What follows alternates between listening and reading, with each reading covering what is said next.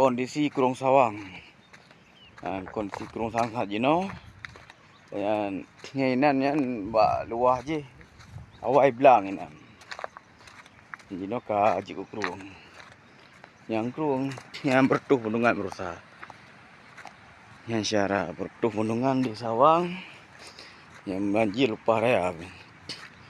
Anak ibak kaya bebina ibak. Ya, ibak kaya. Ya. Luar biasa. Pubak liang. Tak raya, bak tengok lah. Raya bak tengok. Tapi ada sawah.